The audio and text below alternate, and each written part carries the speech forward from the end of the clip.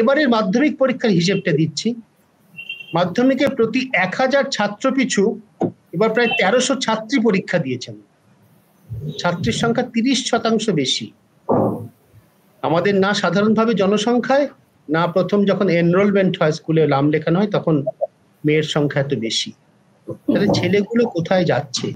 দুজন অভিজ্ঞ প্রাক্তন হেডমিস্ট্রেস অলকানন্দা ঘোষ এবং অঞ্জনা ঘোষাল। অলকানন্দা আমাদের অনুষ্ঠানে আগে এসেছেন, কামরাবাদ হাই স্কুল, দক্ষিণ 24 পরগনা সোনারপুর এলাকার, সেখানকার তিনি প্রধান শিক্ষিকা ছিলেন, প্রায় 3000 ছাত্রী সেখানে। অঞ্জনা দেবী রিটায়ার করেছেন কালিকাপুরের, মাফ করবেন, Maheshtala চট্ট Kalikapur Subid Ali girls high school, তা সেখান থেকে, সেখানেও প্রায় 2000 ছাত্রী, এবং সেটা প্রধানত 90% মুসলিম ছাত্র। আমরা আগে প্রথম অঞ্জনাদি আপনার থেকে শুনি, ম্যাডাম আপনার থেকে শুনি, এই যে ড্রপ আউটের কথা আমরা বলছি, আমরা তো কত পরিসংখ্যান নিয়ে আলোচনা করছি, আপনারা বাস্তব চিত্রটা কি দেখেন সেটা যদি আগে বলেন। আপনার থেকে কিছুক্ষণ শুনবো, অলকানন্দার থেকে শুনবো, তারপর সুকান্তদার কাছে আমরা যাব। আপনি যদি বলেন অঞ্জনা ম্যাডাম প্লিজ। বিষয় হচ্ছে যে একটা জিনিস, সেটা সত্যি কথাই যে দেখুন, আমাদের ড্রপ আউটের সংখ্যাটা কিন্তু সত্যি সত্যি ক্রমশ বাড়ছে, এবং সেটা আগে মেয়েদের বেশি বাড়তো, এখন কমেছে। মেয়েদের ড্রপ আউটের সংখ্যাটা কমেছে কত দূর অব্দি? সেটা হচ্ছে উচ্চ মাধ্যমিক স্তর অব্দি। তারপরে তারা কলেজে ভর্তি হচ্ছে কিনা সেই পরিসংখ্যানটা কিন্তু আমরা পাচ্ছি না। তার কারণ হচ্ছে ওরা এই যে কন্যাশ্রীর টাকা পাচ্ছে, শিক্ষাশ্রীর টাকা পাচ্ছে, এই টাকা পেয়ে তারপরে ওদের বিয়ে দিয়ে দেওয়া হচ্ছে। মানে আমার একটা অভিজ্ঞতার কথা আমি শেয়ার করতে চাই। একটি মেয়ে, সে হায়ার সেকেন্ডারিতে ভালো রেজাল্ট করেছে, তাকে আমি কলেজে ভর্তি হওয়ার জন্য তার বাবাকে ডেকে পাঠালাম। তার বাবা বললেন, আমি খুব ভালো পাত্র পেয়ে গেছি দিদি, আমি সেই পাত্রের বাবাকেও নিয়ে আসছি আপনার সঙ্গে দেখা করার জন্য। তার 3টে গাড়ি আছে, এরকম পাত্র আমি ছেড়ে দিই কোন ভরসায়? আমি কি পরবর্তীতে আমার মেয়ে বিএ পাশ করলে আমি এরকম পাত্র পাবো? খুব সত্যি কথা, আমি ভেবে দেখলাম যে এটা তো ঘটনা, যে মেয়েটির বিএ পাশ করে তারপরে সেরকম পাত্র না পেলে তার বাবা তো অকুল পাথারে পড়বে। কারণ যে এলাকা, সেই এলাকায় ওদের মেয়েদের সাবধানে রাখাটাই খুব মানে নিরাপদ নয় এখন, এখন তো নয়ই। হ্যাঁ, তো সেটা একটা বিষয়। আর দ্বিতীয় বিষয় হচ্ছে ছেলেদের কথা বলি। আমাদের পাশেই একটা বিরাট বড় হাই স্কুল আছে, বয়েজের স্কুল, যেটা মানে বেশ বড় স্কুল, চটা সুবিদ আলী ইনস্টিটিউট। আমাদের স্কুল থেকে এবার মাধ্যমিক দিয়েছে 246 জন, ওদের স্কুল থেকে মাধ্যমিক দিয়েছে সেখানে 53 জন মাত্র। এটা কিন্তু খুব ভয়াবহ চিত্র একটা। এবং আমরা দেখুন, প্রথমত আমাদের কি চাই? চাই বাসস্থান, চাই খাদ্য, হ্যাঁ, তারপরে আমাদের শিক্ষা আমাদের পরিশীলিত করে, কিন্তু শিক্ষা তো একটা জায়গায় জীবিকা নির্বাহের জন্য প্রয়োজন হয়। যে ছেলেটি অটো চালিয়ে, যে ছেলেটি জিন্সের বিজনেস করে তার জীবন নির্বাহ করতে পারবে, সে ছেলেটির অটো চালানোর জন্য তো গ্রাজুয়েশনের প্রয়োজন নেই, উচ্চ মাধ্যমিকের প্রয়োজন নেই, সে অটো চালানোটাই ভালো করে শিখবে। এবং দেখুন, লক্ষ্য করে আমাদের এই রাজ্য থেকে কিন্তু বহু ছেলে চলে যাচ্ছে পরিযায়ী শ্রমিক, সামান্য ন্যূনতম যে কাজের সুযোগ সেটাও এখন নেই। ফলে যে ম্যাডাম একটা কথা জিজ্ঞাসা করছি, এই 246টি ছাত্রী পরীক্ষা দিয়েছেন, 246 জন, আর 53 জন ছাত্র, মানে ছাত্রীর সংখ্যা ওই ধরে নিয়ে ওই এলাকারই বাসিন্দা হবেন নিশ্চয়ই, খুব দূর থেকে তো স্কুলে পড়তে যাবেন না। মানে ছাত্রীর সংখ্যা ছাত্রদের 4 গুণেরও বেশি, কিন্তু ওখানকার জনসংখ্যা নিশ্চয়ই তারা 16 থেকে 18 বছর বয়সীদের মানে পপুলেশন, সেখানে তো তা নয়। তাই ছেলেগুলো করছেটা কি? তারা কি ওই ক্লাস 8-9 লেখাপড়া ছেড়ে দিয়ে অটো চালাচ্ছে, জিন্সের ব্যবসা করছে? একদম সেটাই সত্যি, সেটাই একদম সত্যি কথা। তারা ওখানে জটা বাজার যেটা, সেখানে জিন্স ফ্যাক্টরির বিশাল জায়গা একটা, এবং আপনি জানবেন যে এর 66% জিন্স কিন্তু বিভিন্ন বড় বড় দোকানে ওরা সরবরাহ করে, এবং তারপর বড় দোকানের স্ট্যান্ড দিয়ে সেগুলো বিক্রি হয়। ফলে এই যে দর্জি পাড়ায় ওদের এই কাজটা কিন্তু ওরা যদি খুব ছোট থেকে শিখে যায়, করতে পারে, তাহলে ওদের কাছে এটাই অনেক বেশি। একটা ছেলে দুটো ছেলে তারা যদি উচ্চ মাধ্যমিক পাশ করে সায়েন্স নিয়ে পড়ে, আপনি বিশ্বাস করবেন না, ভালো ল্যাবরেটরি রয়েছে ওখানে, কিন্তু সায়েন্স পড়তে চায় না। কেন পড়তে চায় না? তার কারণ আমার পড়ে কি হবে। প্রথমত তো চাকরির বিষয়টা তো একদম মানে বর্তমান ছেলে মেয়েদের কাছে একদম ভীষণ রকম দুঃস্বপ্নের জায়গা হয়ে গেছে। এটা হয়তো কবে শুরু হয়েছে আমি জানি না, কিন্তু বর্তমান পরিস্থিতিতে কিন্তু এটা সত্যি সত্যি ভয়াবহ আকার ধারণ করেছে। সুতরাং এটা কিন্তু সত্যি কথাই যে যদি বেঁচে থাকতে হয় আমার খাদ্যের সংস্থান তো আগে করতেই হবে। আমি উচ্চ মাধ্যমিক পাশ করলাম কি গ্র্যাজুয়েশন করলাম এটা ফ্যাক্টর নয়। কিন্তু পশ্চিমী দুনিয়াতেও কিন্তু এটাই হচ্ছে। পশ্চিমী দুনিয়াতেও কিন্তু হাতে কলমে শিক্ষায় তারা কিন্তু এগিয়ে রয়েছে, তারা অনেক বেশি রোজগার করে বরঞ্চ। হ্যাঁ, এবং সেই কারণেই কিন্তু ওই দেশে আমাদের দেশের ছেলে মেয়েরা গিয়ে আজকে পিএইচডি করতে যাক, এমএস করতে যাক, তারা সুযোগ পাচ্ছে। তার কারণ হচ্ছে কিন্তু ওই দেশের ছেলেমেয়েরা, মার্কিনী দুনিয়ায় কিন্তু ওদের ছেলেমেয়েরা কিন্তু বেশি দূর পর্যন্ত যে প্রাতিষ্ঠানিক শিক্ষা যেটাকে আমরা বলি, গ্র্যাজুয়েশন বলুন, পোস্ট গ্র্যাজুয়েশন বলুন, এই জায়গায় কিন্তু খুব কম ছেলে মেয়ে যাচ্ছে। আমাদের রাজ্যে এখন যেটা হয়েছে, মেয়েরা হায়ার সেকেন্ডারি পর্যন্ত থাকছে, তার একটাই কারণ কন্যাশ্রী টাকা পাচ্ছে। এই অভিজ্ঞতাও আছে যে বিয়ে করে নিচ্ছে ধার করে, কেন কি কন্যাশ্রী টাকাটা পেলে দেবে। কন্যাশ্রীটা বাল্য বিবাহ রোধের জন্য এটা খুব ভালো প্রস্তাব, কিন্তু তার একটা সঠিক থাকা দরকার, দিশা থাকা দরকার, যে এতদূর পর্যন্ত পড়লে তোমাকে দেব, তুমি পড়াশোনাটা করো। এবং যদি আমরা এই দিশা দেখাতে পারি, পড়াশোনা করে তুমি নিজে রোজগার করতে পারবে, তবেই কিন্তু আমার এই জায়গাটা বাচ্চারা কিন্তু পড়বে, তারা ধরে থাকবে পড়াশোনাটার জায়গাটা। কন্যাশ্রীর টাকা পাওয়ার জন্য পড়াশোনা শেষ করতে হবে এরকম একটা শর্তের ব্যাপার ছিল না কখনো, নাকি কখনোই ছিল? একেবারেই না, মাধ্যমিক পাশ করার পরেই দেওয়া হচ্ছে।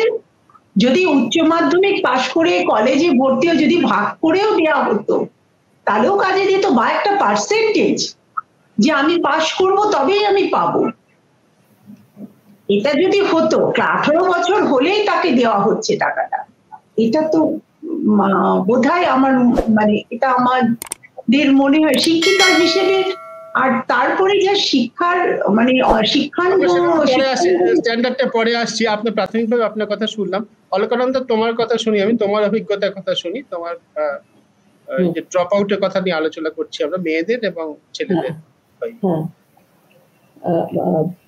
আমার আগের বক্তা অঞ্জনা যেটা বললেন সেটা একটা দিক, যে শিক্ষাঙ্গন ছেড়ে তারা চলে যাচ্ছে কেন, এবং এই যে জিন্সের ফ্যাক্টরি, সেখানে ছেলেদের চাকরির বেশি সুযোগ, মেয়েদের কম সেখানে, এটা একটা দিক। আর দীর্ঘ এই 3 দশকেরও বেশি সময় ধরে স্কুল শিক্ষার সঙ্গে যুক্ত থাকার সুবাদে একটা কথা মনে হয় যে 2001 সালে যখন সর্বশিক্ষা অভিযান শুরু হলো, তখন কিন্তু এই উদ্দেশ্য নিয়ে শুরু হয়েছিল যে 9 থেকে 14 বছরের বাচ্চাদের 8 বছরের যে স্কুলিং সেটাকে এনশিওর করা হবে এবং সঙ্গে সঠিক মানের শিক্ষা তাকে দেওয়া হবে। 2009 সালে যখন RTE হলো, রাইট টু এডুকেশন, তখনও কিন্তু পরিষ্কার করে রাজ্য সরকারের যে দায়িত্ব সেগুলোকে সংজ্ঞায়িত করা হলো, এবং সঙ্গে একটা গুরুত্বপূর্ণ কথা বলা হয়েছিল, নো ডিটেনশন পলিসি তখন ইমপ্লিমেন্টেড হলো। এবং তখন বলা হলো যে যেরকম যে আমাদের যে সমস্ত ইভ্যালুয়েশনের প্রসেসগুলো আছে, কম্প্রিহেন্সিভ কন্টিনিউয়াস ইভ্যালুয়েশন, সেই ইভ্যালুয়েশনের মধ্যে দিয়ে পঠন পাঠন সারা বছর ধরে করে সেই ছাত্রছাত্রী ইভ্যালুয়েশনের মধ্যে দিয়ে যাবে। তারপর বছরের শেষে যখন প্রমোশনের সময় আসবে তখন তাকে তার কাঙ্ক্ষিত মানে পৌঁছে দিয়ে তবে তাকে উত্তীর্ণ করতে হবে পরবর্তী ক্লাসে। আমরা কি দেখলাম যে আমাদের সমস্ত সরকারি স্কুলে যে প্রযুক্তিটা দেওয়া হলো, সেই প্রযুক্তিতে কিন্তু সমস্ত কোনো বিষয়ে ডি নম্বর নেই, ডি গ্রেডের নম্বর সে পায়নি, সবগুলোতেই ডি এর ওপরে নম্বর। এই যে ব্যবস্থাটা হলো, সেখানে কিন্তু সেভাবে সে পাশ করে গেল, সে না সঠিক মানে না পৌঁছেও সে পাশ করে গেল। এবার 2012 সালে একটা সর্বশিক্ষা অভিযানেরই আর একটা এই তথ্যগুলো কিরম ভাবে সারা বছর ধরে পঠন পাঠন হচ্ছে, তার যে মূল্যায়ন প্রক্রিয়া সেটা কিভাবে চলছে এবং ছাত্রছাত্রীরা কিরকম রেজাল্ট করছে, সেটার জন্য একটা DISE district information system of education, সেটার এটা একটা সিস্টেম সর্বশিক্ষা অভিযান করলেন এবং সেখানে ডিসিএফ ডেটা ক্যাপচার ফরম্যাট বলে 35 পাতার একটা ছোট্ট পুস্তিকা, 35 পাতার পুস্তিকা দেওয়া হলো প্রত্যেক স্কুলকে। তখন এত কম্পিউটারাইজেশন হয়নি, সেই সময় আমরা প্রত্যেকটা স্কুলে মানে আমাদের ফিল আপ করতে হতো সেই সমস্ত ডেটা, এবং তাতে স্কুল সম্পর্কে যাবতীয় তথ্য থাকতো, যে স্কুলে পাঁচিল আছে কিনা, কটা ঘর আছে, ল্যাবরেটরি আছে কিনা, কজন ছাত্র, কজন শিক্ষিকা, শিক্ষক শিক্ষিকা, এই সমস্ত তথ্য দেওয়া হতো। সঙ্গে তার সামাজিক অবস্থানগত তার সমস্ত ডিটেল দেওয়া হতো, এবং সঙ্গে যেটা দেওয়া হতো সেটা হচ্ছে যে এই যে স্কুল পরীক্ষায় কোন ছাত্রছাত্রী কত রেঞ্জে নম্বর পেয়েছে। আমরা স্বাভাবিকভাবেই সমস্ত স্কুল ডি নম্বর পেয়েছে এই ডেটা কিন্তু তারা দেখাতেন না, এবং এটা আমরা বিভিন্ন যখন মিটিং হতো, সেমিনার হতো, তখন আমরা প্রশ্ন তুলতাম, তারা বলতেন না ওটা দেখানো যাবে না, কারণ অন্যান্য রাজ্যের সাথে এই আমাদের পশ্চিমবঙ্গের যে ডেটা সেটাকে কম্পেয়ার করলে পরে দেখা যাবে যে আমাদের ক্লাসের সমস্ত স্টুডেন্টরা বেশিরভাগই, আমি দায়িত্ব নিয়ে বলছি, খুব কম সরকারি স্কুল আছে যেখানে সমস্ত স্টুডেন্ট, আমি তাও বলবো যে সেখানেও সমস্ত স্টুডেন্ট পাশ করে সব বিষয়ে ওঠে কিনা আমার সন্দেহ আছে, কিন্তু বেশিরভাগ স্কুলে 90% বেশি স্কুলে কিন্তু ছাত্রছাত্রীরা ডি এর সাবজেক্টে ডি নম্বর পেয়েই তারা পাশ করে যায়। আচ্ছা, এখানে আমরা যারা স্কুলের তরফ থেকে এই সমস্ত ডেটা ফিল ইন করতাম, আমরা বিভিন্ন সময় এসআই কেও এটা বলেছি, এসআই তখন খুব অসহায়ভাবে উত্তর দিতেন যে আমার উপরে নির্দেশ আছে, আপনারা এর থেকে অন্যরকম রিপোর্ট দিতে পারবেন না। তাহলে কি হলো যে বছরের পর বছর আমরা অসত্য একটা ডেটা দিলাম। সেটা বেসিসে কিন্তু পশ্চিমবঙ্গের সর্বশিক্ষা অভিযান কিভাবে কাজ করেছে সেটা নানান রকম স্টাডি হয়েছে, এবং তাই নিয়ে অনেক গবেষণাও হয়েছে বলে আমার মনে হয়। এবার যেটা হলো সেটা হচ্ছে যে ছাত্রছাত্রীরা কিন্তু তার যে না বোঝার জায়গাটা, সেই না বোঝার জায়গাটা নিয়ে কিন্তু সে উঁচু ক্লাসে উঠলো, পরবর্তী ক্লাসে কিন্তু সে পরের বিষয়গুলোকে যখন এগিয়ে নিয়ে যাওয়া হলো তখন কিন্তু সে বুঝতে পারলো না। বুঝতে না পারার জন্য তার কি হলো, আস্তে আস্তে সে আগ্রহ হারাতে শুরু করলো। এবং আমি তার সামনে থেকে, দেখুন, যখন আমাদের এই নো ডিটেনশন পলিসি ছিল না, তখন একটা পাশ ফেল ছিল। সেই প্রথা ভালো কি খারাপ আমি সেই তর্কের মধ্যে যাব না, কারণ সমগ্র বিশ্বেই এই প্রথাটা এখন উঠে গেছে। কিন্তু সেই সমস্ত বিশ্বের স্কুলগুলোতে কিন্তু বাচ্চাকে একটা সঠিক মানে পৌঁছে দেওয়ার ব্যবস্থা করা হয়, যেটা আমাদের এখানে করা হয়নি। এবং অসহায় ভাবে ছাত্রছাত্রীরা কিন্তু সেই গ্যাপটা আরো বাড়ছে বিভিন্ন ক্লাসে উঠতে উঠতে। সে যখন 10-এ গেল তখন দেখা গেল যে সে সাধারণভাবে বাংলা ইংরেজি রিডিংও করতে পারে না। আমরা অবসর গ্রহণের পরে প্রায় 30-40 জন আমরা একসঙ্গে আছি, বিভিন্ন পেশার। আমি এটা এখানে অপ্রাসঙ্গিক, তবুও আমি একটু উল্লেখ করতে চাই। আমরা কয়েকটা সরকারি স্কুলে ভাষা শিক্ষার একটা প্রজেক্ট শুরু করেছি।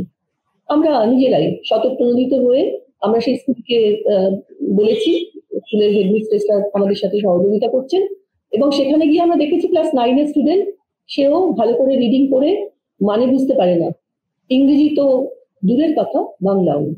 তো আমরা সেই জায়গা থেকে দেখছি কিন্তু যে ক্লাস 5 বা ক্লাস 6, 7, 8 তাদের আমরা একটু যত্ন নিয়ে আমাদের বিগত 6 মাস ধরে আমরা এই কাজটা করছি। আমরা কিন্তু দেখছি বাচ্চারা যথেষ্ট ভালো ইনপুট করছে। তাহলে হয় চেষ্টা করলে, কিন্তু আমরা এই অসত্য ঘটনাটাকে আমরা চালিয়ে নিয়ে গেছি বছরের পর বছর। এর ফলে যেটা হয়েছে সেটা হচ্ছে পড়াশুনো থেকে তারা, আমার মনে হয়, আমার বোধের যেটুকু পরিসর আমি তার থেকে বলতে পারি যে তারা পড়াশোনার প্রতি আগ্রহ হারিয়েছে। আমি তাকে তারপরে আর উঁচু ক্লাসে উঠে বলতে পারি না তুমি পড়াশোনায় মন দাও। এটা যেমন হলো, এমনি সর্বশিক্ষা অভিযান সফল করার জন্য অনেক কিছু হয়েছে, পরিকাঠামোর উন্নতি হয়েছে, তারপরে শিক্ষা নীতির বদল হয়েছে, শিক্ষা পদ্ধতির বদল হয়েছে, এবং শিক্ষক শিক্ষিকাদের সেই ব্যাপারে তাদের ওরিয়েন্টেশন হয়েছে, তারা অবহিত হয়েছেন যে কিভাবে পড়াতে হবে। বই লেখা হয়েছে এবং বইগুলো অত্যন্ত ভালোভাবে লেখা হয়েছে।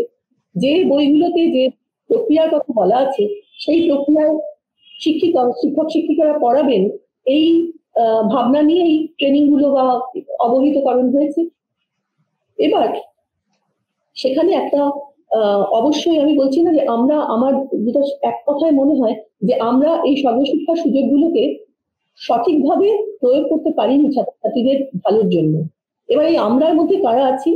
প্রথমেই আছেন প্রশাসন, তারপরে আছে শিক্ষা বিভাগ, সর্বশিক্ষা অভিযান, তার সাথে আমাদের ইন্সপেক্টরেট এবং শিক্ষক শিক্ষিকারা, স্কুলের প্রধান যিনি, পরিচালন সমিতি, আমরা সবাই আছি, অভিভাবক সবাই আছি আমরা। এবার অভিভাবকরা অভিভাবকদের কথা বলি, অভিভাবকরা ভেবেছেন, তারাও ভাবলেন, তারা নানান রকম এমনিতেই জীবন যন্ত্রণায় তারা বিদ্ধ, তারা নিরন্তর লড়াই করে যাচ্ছে, এবং তখন ভাবছেন যে ভালোই তো, স্কুলে গেলে যদি তারা মিড ডে মিলটা পায়, তারা সাইকেল পায়, তারা কন্যাশ্রী পায়, শিক্ষাশ্রী পায়, সঙ্গে যদি তারা অনায়াসে পাশও করে যায়, ক্ষতি কি? সবার মধ্যে কিন্তু এই বোধটা নেই যে আমার বাচ্চা একদমই না শিখে পাশ করছে, এটা কিন্তু সবার মধ্যে সেই বোধটা নেই। আগের দিনই আমি এই পর্বের প্রথম পর্বটা শুনছিলাম, এই যে উদ্বেগ না থাকার যে উদ্বেগ, সেটা নিয়ে কথা হচ্ছিল। এই উদ্বেগটা কিন্তু তাদের মধ্যে নেই, কারণ তারা উদ্বিগ্ন নন। তারা জানেন যে আমার বাচ্চাকে আমি স্কুলে পাঠিয়েছি, সে 5, 6, 7, 8, 9 পর্যন্ত যাবেই, কিন্তু সে যে সমস্ত বিষয়ে সঠিকভাবে নম্বর না পেয়ে উঠেছে, এই ব্যাপারে অভিভাবক উদ্বিগ্ন নন।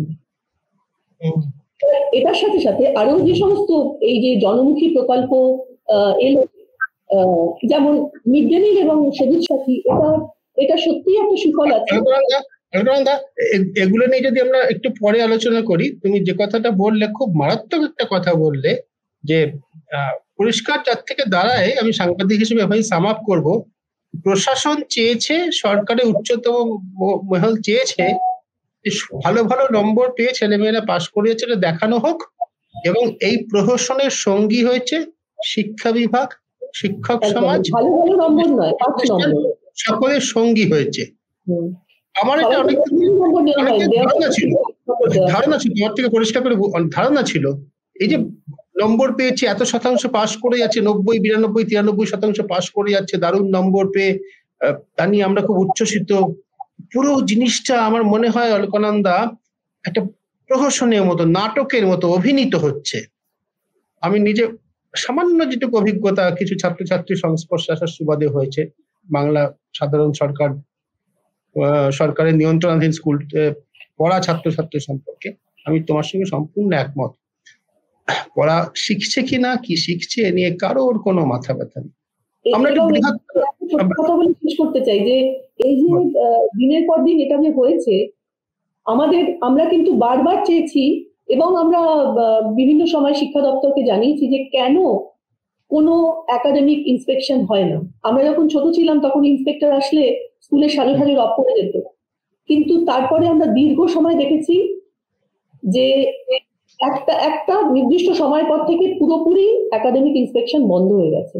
এবং এটা কিন্তু আমরা দেখেছি দিনের পর দিন ডিআই অফিসে গিয়েও মানুষ রিটায়ার করছেন, তার জায়গায় কিন্তু অন্য কোনো রিক্রুটমেন্ট হচ্ছে না। সেটা শুধু কিন্তু টিচারদের রিক্রুটমেন্ট বন্ধ হয়েছে তা নয়, আমাদের ইন্সপেক্টরেট, আমাদের শিক্ষা দপ্তর, আমি অন্য কোনো দপ্তরের কথার মধ্যে যাব না, কিন্তু এই সমস্ত দপ্তরে কিন্তু রিক্রুটমেন্ট বন্ধ হওয়ার জন্য এত যে বিরাট ভাবে বিস্তৃত স্কুলগুলো, তাদের কোনো রকম একাডেমিক ইন্সপেকশন হয়নি। হয়তো অডিট হবে বলে, বছরের শেষে অডিট হবে বলে কিছু অর্থনৈতিক দিকগুলোর অডিট হয়েছে, কিন্তু একাডেমিক ইন্সপেকশন হয়নি। সেটা রিক্রুটমেন্ট হবে, আমি যদি মনে করি কাজটা দরকারি তাহলে তো রিক্রুট করবো, যদি মনে করি ইন্সপেকশনের দরকার নেই তাহলে আমাকে কেন রিক্রুট করতে যাবো। ধন্যবাদ অলকানন্দা, তোমার থেকে ছবিটা আমরা যেভাবে পেলাম সেভাবে এই যে আমরা এই তথ্যের যে মানে গরমিল ছিল, সেটা কিন্তু ধরা পড়েনি, একাডেমিক ইন্সপেকশন হয়নি বলে। তাই তো বলছি, একাডেমিক ইন্সপেকশন হতো কখন?